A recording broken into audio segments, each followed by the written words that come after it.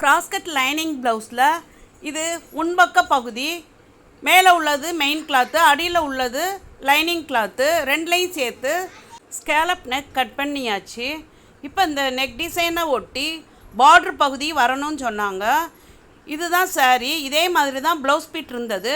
பெரிய பார்டரை back நெக்குக்கும் ஸ்லீவுக்கும் stitch பண்ணது போக சின்ன பார்ட்ரு மட்டும் இருந்தது. அந்த சின்ன பார்டரை ஈக்குவலாக 4ஆக கட் பண்ணி அந்த 4 பகுதியை ரெண்டாக குறுக்க ஜாயின் பண்ணிவிட்டு அந்த 2 பகுதியையும் ஒன்றா சேர்த்து டானா ஷேப்பில் ஜாயின் பண்ணிக்கிட்டேன்.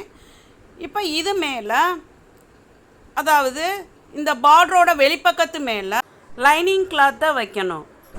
மெயின் கிளாத்தோட வெளிப்பக்கம் விசிபிளாக நம்மளை பார்த்தபடி இருக்கணும்.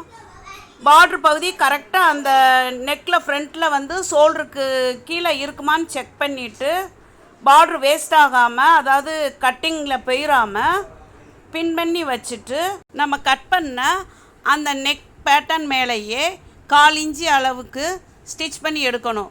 1/4 இன்ச்சோ இல்லை அதுக்கு ஒரு புள்ளி கூடவோ நம்ம ஸ்டிச்சிங்க்கு எவ்வளோ விட்டுருந்தோமோ அந்த அளவு கரெக்டாக ஸ்டிச் பண்ணணும். அந்த ஸ்கேலப் டிசைனில் சென்டரில் வரும்போது ஊசியை உள்ளே நிப்பாட்டி லிஃப்டரை தூக்கி திருப்பக்கூடாது. அந்த பள்ளத்தில் வரும்போது மட்டும்தான் ஊசியை உள்ளே நிப்பாட்டி லிஃப்டரை தூக்கி விட்டு டேர்ன் பண்ணணும். இதே ப்ரொசீஜர் படி அந்த நெக் டிசைன் முழுசும் ஸ்டிச் பண்ணி எடுத்துக்கிடணும். இப்படி ஸ்டிச் பண்ணும்போது அடியில் அந்த பார்ட்ரு பகுதி சுருங்கக்கூடாது, மடங்கிடக்கூடாது. இப்போ ஸ்டிச் பண்ணி எடுத்துட்டோம். இப்போ அந்த நெக் டிசைனுக்கு மேலே உள்ள எக்ஸ்ட்ரா கிளாத்தை கட் பண்ணி எடுத்துருவோம். எடுத்துட்டு அந்த ஒவ்வொரு ஸ்கேலப் எண்டாகும் பார்த்திங்களா, அந்த பள்ளப்பகுதி பள்ளமாக இருக்கும் அந்த வி மாதிரி, அந்த இடத்துக்கிட்ட அந்த ஸ்டிச்சில் படாமல் கீறி விடணும். கீறி விட்டுட்டு பின்னெல்லாம் எடுத்துட்டு வெளிப்பக்கமாக விரலாலேயே அந்த ஸ்கேலப் டிசைனை எடுத்து விடணும்.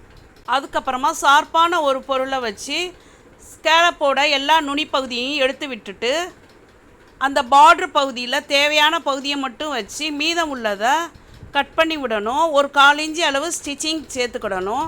பின்பக்கம் திருப்பி பார்த்து ஃபுல்லாக எல்லா இடத்துக்கும் இந்த பார்ட்ரு பகுதி வருதான்னு செக் பண்ணிவிட்டு அதுக்கப்புறமா தையலுக்கு 1/4 இன்ச்சு எக்ஸ்ட்ரா விட்டு கோடு போட்டுக்கிடணும். கோடு போட்டு எக்ஸ்ட்ரா உள்ள கிளாத்தை, அதாவது எக்ஸ்ட்ரா உள்ள அந்த பார்ட்ரு பகுதியை வெட்டி எடுத்துடணும். இப்போ அந்த ஸ்கேலப் நெக் மேலேயே ஓரமாக ப்ரெஸ் தையல் போட்டுக்கிடணும். இந்த இடத்துல பைப்பிங் வச்சும் ஸ்டிச் பண்ணலாம், இல்லை லேஸ் வச்சும் கூட ஸ்டிச் பண்ணிக்கிடலாம். நம்ம தச்ச ஸ்கேலப் வந்து கரெக்டாக கொஞ்சம் வளைவாக வரலைன்னா அது மேலே லேஸ் வச்சு ஸ்டிச் பண்ணிட்டோம்னா அந்த ஸ்கேலப்போட ஷார்ப்னஸ் மறைஞ்சி நல்லா அழகாக வளைவாக தெரியும் ஸ்கேலப் வந்து. இதுவுமே ஒரு ட்ரிக் தான். இப்போ நம்ம எக்ஸ்ட்ரா விட்டோம்ல அந்த கிளாத்து, அதை ஒரு மடிப்பு மடித்து ஃப்ரண்ட் பகுதியில் அந்த பாடி பார்ட்டோடு சேர்த்து ப்ரெஸ் தையல் மாதிரி போட்டுக்கிடணும்.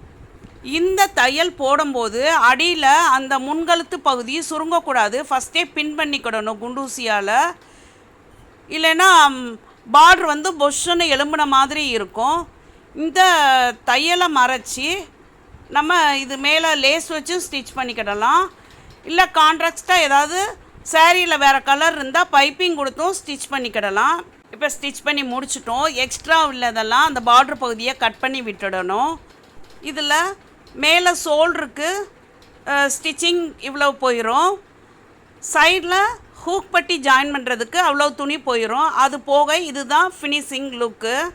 இப்போ இதில் ஃபஸ்ட்டில் உள்ள அந்த ஸ்கேலப்போட எண் பகுதியில் அந்த ஷார்ப்பாக இருக்கிற பகுதி விரிவாயிருச்சு. கழுத்தும் கொஞ்சம் விரிவடைஞ்ச மாதிரி ஆயிடுச்சு ஃப்ரண்ட்டில் கீழே. அதனால் அந்த இடத்த லைட்டாக டாட் பிடிச்ச மாதிரி லைட்டாக 1/4 இன்ச்சு அளவுக்கு மடித்து விட்டு ப்ரெஸ் தையல் மாதிரி போட்டு ஸ்கேலப் டிசைனிங்கும் சரி பண்ணிக்கிட்டேன். ரெண்டாவது கழுத்தோட அளவு சட்டப்படி கரெக்டாக வந்துருச்சு. இந்த வீடியோ பிடிச்சிருந்தா சப்ஸ்கிரைப் பண்ணுங்கள். Thanks for my viewers and subscriber.